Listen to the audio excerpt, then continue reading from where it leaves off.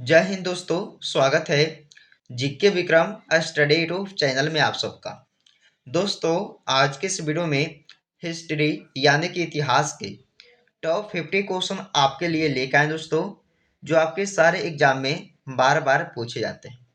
तो आप लोग इस वीडियो को पूरा वॉच कीजिएगा। और दोस्तों, अगर वीडियो आप सभी को पसंद आए तो लाइक कीजिएगा, दोस्तों के यहाँ शेयर कीजिएगा।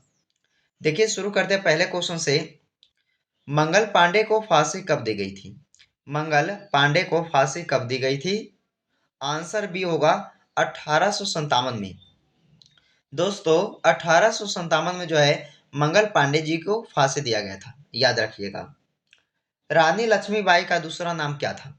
रानी लक्ष्मीबाई का दूसरा नाम पूछा है, तो क्या होगा? मनु।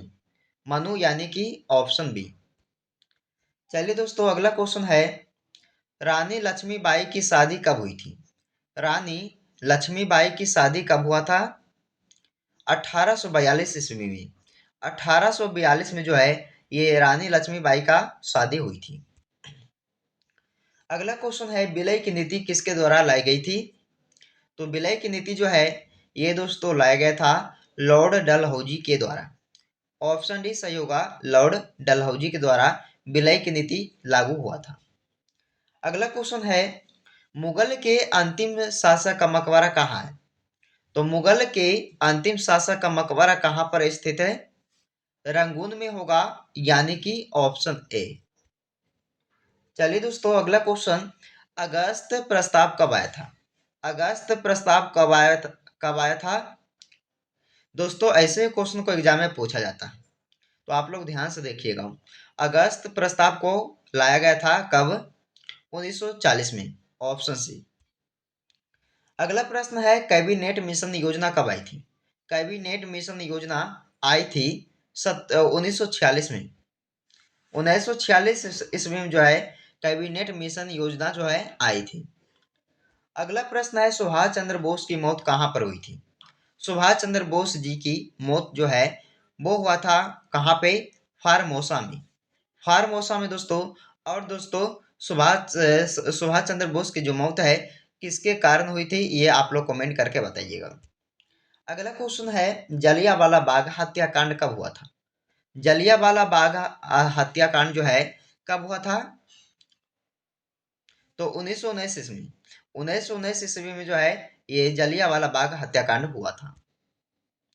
अगला प्रश्न है, साबरमती आश्रम का स्थापना कब हुई थी? साबरमती आश्रम की स्थापना जो है वो 1916 में। 1916 यानी कि ऑप्शन ए। अगला क्वेश्चन है, 1907 का कांग्रेस अधिवेशन कहाँ पर हुआ? 1907 का कांग्रेस अधिवेशन कहाँ पर हुआ था? सूरत शहर में हुआ था, याद रखिएगा। ऑप्शन बी होगा, सूरत में। अगला प्रश्न है, इंडियन प्रेस एक्ट कब आया था? इंडियन प्रेस एक्ट कब आया था? तो 1910 में आया था ये। 1910 ईस्वी में आए थे इंडियन प्रेस एक्ट। अगला प्रश्न है, गांधी संपादित यंग इंडिया की भाषा क्या थी? तो गांधी संपादित यंग इंडिया की भाषा थी इंग्लिश। ऑप्शन डी होगा दोस्तों, इंग्लिश। अगला प्रश्न है, गांधी संपादित नवजीवन की भाषा क्या थी? इसमें पूछा है नवजीवन की भाषा क्या थी? गांधी संपादित नवजीवन की भाषा वो थी गुजराती। ऑप्शन सी होगा, गुजराती। अगला प्रश्न है, गांधी का प्रथम आंदोलन कौन सा था? गांधी का प्रथम आंदोलन कौन सा था? चंपारण आंदोलन, जो बिहार से था। बिहार से दोस्तों चंपारण आंदोलन। अगला प्रश्न है, चंपारण आंदोलन कहाँ का था दोस्तों? तो चंपारण आंदोलन जो है कहाँ का आंदोलन था? बिहार का था दोस्तों, अभी मैंने बताया बिहार का था चंपारण आंदोलन। अगला क्वेश्चन है, किस देश की तीन राजधानी है? किस देश की तीन राजधानी कहलाती है? तो साउथ अफ्रीका की। ऑप्शन डी होगा, साउथ अफ्रीका। नील दर्पण के लेखक कौन थे? नील दर्पण के लेखक कौन थे? देखिए, नील दर्पण के लेखक थे दीनबंधु मित्र, यानी कि ऑप्शन सी। चलिए दोस्तों, 19 नंबर प्रश्न है, रॉलेट एक्ट कब आया था? रॉलेट एक्ट जो है ये आया था 1919 में। 1919 ईस्वी में रॉलेट एक्ट का आया था। अगला क्वेश्चन है, गांधी ने रॉलेट एक्ट को क्या कहा था? तो गांधी ने रॉलेट एक्ट को कहा था काला कानून। काला कानून कहा था, यानी कि ऑप्शन डी। चलिए दोस्तों, सारे क्वेश्चन इंपॉर्टेंट है आपके लिए, तो आप लोग इस वीडियो को पूरा वॉच कीजिएगा और वीडियो पसंद आए तो लाइक कीजिएगा, दोस्तों के यहाँ शेयर कीजिएगा। गांधी जी कानून की पढ़ाई के लिए कहाँ गए थे? कमेंट करके बताइए दोस्तों आप सब कि गांधी जी जो है कानून की पढ़ाई के लिए कहाँ गए थे? इंग्लैंड, भारत, इंडोनेशिया या नेपाल? कमेंट करके आप सब आंसर बताइएगा। अगला क्वेश्चन है, अलाउद्दीन खिलजी के बचपन का क्या नाम था? अलाउद्दीन खिलजी के बचपन का नाम था गुलशन अली गुरसासप। कौन सा होगा दोस्तों? अली गुरसासप जो है ये अलाउद्दीन खिलजी के बचपन का नाम था। अगला क्वेश्चन देखिएगा, 2.5 दिन का झोपड़ा का निर्माण किसने किया? किसने किया था 2.5 दिन का झोपड़ा का निर्माण? तो आंसर कीजिएगा आप सब, कुतुबुद्दीन ऐबक। ऑप्शन डी होगा कुतुबुद्दीन ऐबक। अगला क्वेश्चन है, रजिया सुल्तान किसकी पुत्री थी? ये भी आपके लिए इंपॉर्टेंट क्वेश्चन है, याद रखिएगा। रजिया सुल्तान जो है ये इल्तुतमिश की पुत्री थी। इल्तुतमिश यानी कि ऑप्शन ए। अगला क्वेश्चन है, नसीरुद्दीन की मृत्यु के बाद उसका उत्तराधिकारी कौन बना था? नसीरुद्दीन की मृत्यु के बाद उसका उत्तराधिकारी बने थे कौन?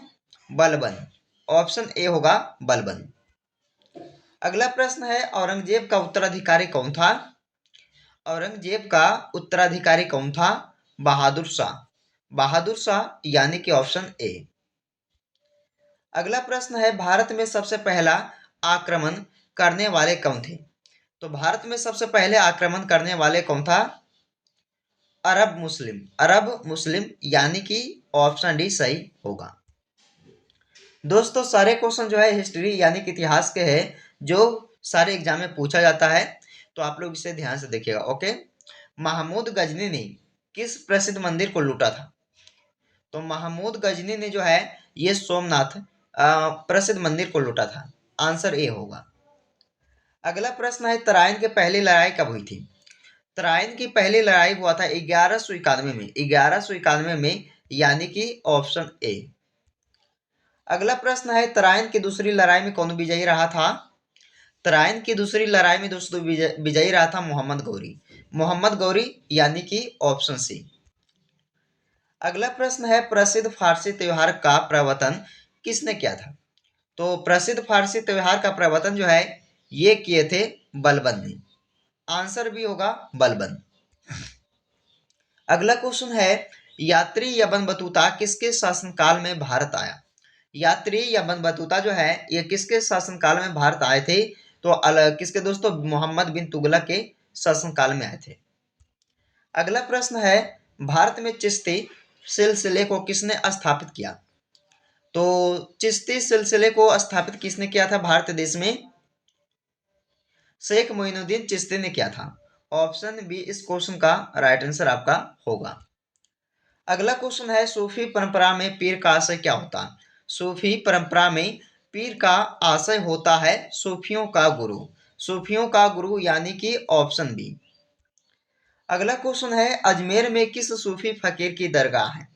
अजमेर में किस सूफी फकीर की दरगाह है? तो देखिए दोस्तों, आंसर कीजिएगा आप सब, ऑप्शन सी मोइनुद्दीन चिश्ती का। मोइनुद्दीन चिश्ती का जो है अजमेर में इसकी सूफी फकीर की दरगाह है। अगला क्वेश्चन है, दिल्ली के पुराने किले का निर्माण किसने कराया? दिल्ली के पुराने किले का निर्माण जो है ये हुमायूं द्वारा करवाया गया था। हुमायूं ने कराया। अगला क्वेश्चन है, अकबर ने पंचमहल का निर्माण कहाँ किया था? तो अकबर ने पंचमहल का निर्माण दोस्तों फतेहपुर सीकरी में किया था। फतेहपुर सीकरी यानी कि ऑप्शन डी। अगला प्रश्न है, शिवाजी के गुरु कौन कहलाते थे? शिवाजी के गुरु थे रामदास। रामदास जी जो है ये दोस्तों शिवाजी के गुरु थे, रामदास जी। अगला क्वेश्चन है, मुगल शासक की राजभाषा क्या थी? मुगल शासक की जो राजभाषा है वो थी फारसी भाषा। ऑप्शन सी होगा फारसी। अगला क्वेश्चन है, शिवाजी के प्रशासन में पेशवा किसे कहा जाता था? शिवाजी के प्रशासन में पेशवा जो है प्रधानमंत्री को कहा जाता था? ऑप्शन ए होगा प्रधानमंत्री। अगला क्वेश्चन है, अकबर के आरंभिक दिनों में उनके संरक्षक कौन था? तो अकबर के आरंभिक दिनों में उनके संरक्षक था कौन? बैरम खां। बैरम खां यानी कि ऑप्शन सी। अगला क्वेश्चन है, प्रसिद्ध संगीतकार तानसेन का मूल नाम क्या था?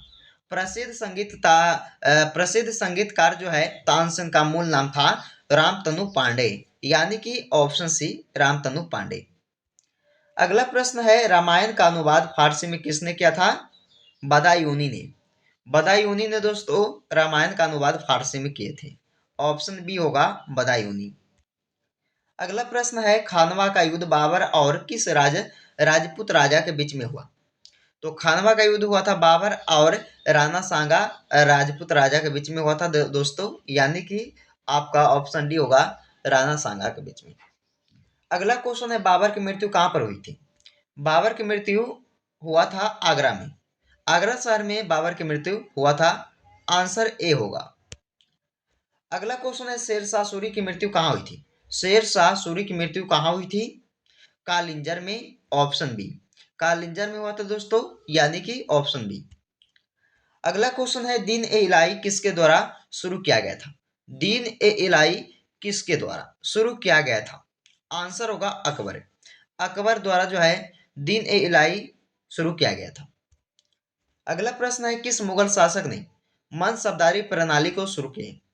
तो मनसबदारी प्रथा को जो है शुरू किसने किया था? तो ये भी होगा अकबर द्वारा ही शुरू किया गया था।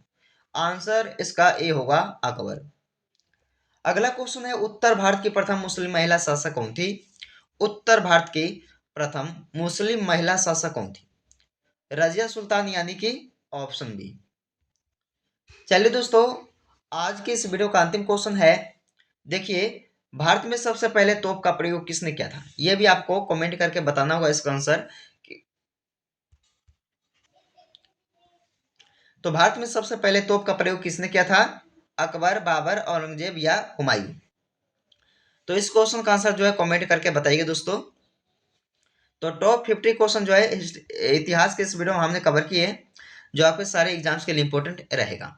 तो आप लोग इस वीडियो को पूरा वॉच कीजिएगा और वीडियो पसंद आए तो लाइक कीजिएगा, दोस्तों के यहाँ शेयर कीजिएगा। तो चलिए दोस्तों, फिर मिलते हैं आपसे अगले वीडियो में।